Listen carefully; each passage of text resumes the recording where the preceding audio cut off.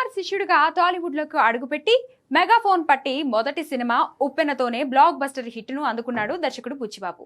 ఆ సినిమా సాధించిన భారీ విజయం సాధించడంతో రెండో సినిమాకే గ్లోబల్ స్టార్ రామ్ చరణ్ తో పాన్ ఇండియా ప్రాజెక్ట్ పెద్దిని డైరెక్ట్ చేసే అవకాశం అందుకున్నాడు. ఇక జూన్ 4న విడుదలైన పెద్ది బాక్స్ ఆఫీస్ వద్ద మంచి వసూళ్లను సాధించినప్పటికీ సోషల్ మీడియాలో దర్శకుడు బుచ్చిబాబుపై విమర్శలు వైరల్ అవుతున్నాయి. తన మొదటి సినిమా ఉప్పెన క్లైమాక్స్ లో కథ డిమాండ్ మేరకు హీరో పాత్రకు అంగఛేదనం చేసినట్లు చూపించి సంచలనం సృష్టించాడు బుచ్చి. ఇక ఇప్పుడు పెద్ద సినిమాలో కూడా రామ్ చరణ్ పాత్ర అలాగే ఉంటుంది. ఇప్పుడు దీనిపై నెటిజన్లు సోషల్ మీడియాలో రకరకాల కామెంట్స్ చేస్తున్నారు. బుచ్చిబాబు, మీ సినిమాలో హీరో అంటే ఏదో ఒక భాగం కోల్పోవాల్సిందేనా అంటూ నెట్టింట ఫన్నీ అండ్ సీరియస్ చర్చలు మొదలయ్యాయి.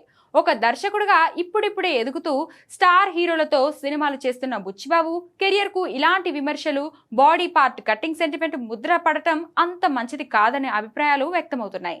కథలో ఎమోషనల్ పండించడానికి ఇలాంటి వైకల్యాలను పదే పదే చూపించడం వల్ల రాబోయే రోజుల్లో బుచ్చి కథలపై ప్రేక్షకులకు ముందే ఒక అంచనా వచ్చేసే ప్రమాదం ఉంది. దర్శకుడిగా బుచ్చిబాబు తన తదుపరి చిత్రాలలో ఇలాంటి విమర్శలకు తావు లేకుండా వైవిధ్యమైన స్క్రీన్ ప్లేలతో వస్తే బెటర్. స్కూల్ ఎడ్యుకేషన్ అంటే ముమ్మాటికి ఒక్క కేశవరెడ్డి మాత్రమే. కేవలం 1-2 కెరియర్స్ కి మాత్రమే సిద్ధం చేసే ఇతర కార్పొరేట్ స్కూల్స్ కి భిన్నంగా రేపటి ఎలాంటి కెరియర్ కైనా ఒక సాలిడ్ ఫౌండేషన్ ఒక్క కేశవరెడ్డిలోనే సాధ్యం. మరోవైపు spoken English, communicative skills, personality development, co and extra curricular activities తో కంప్లీట్ ఆల్ రౌండ్ డెవలప్మెంట్. అందుకే కేశవరెడ్డి మాత్రమే అవుతుంది the king of right schooling.